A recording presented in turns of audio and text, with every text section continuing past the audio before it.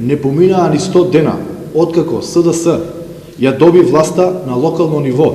и наместо да води политика со која ќе се унапреди животот на граѓаните во сите општини,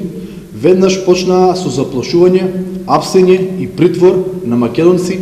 патриоти, членови и симпатизери на ВМРО ДПМН. Лицата кои се притворени се македонски патриоти, кои само затоа што го бранеа уставот и ја пееа македонската химна, станаа жртви на оваа хунта,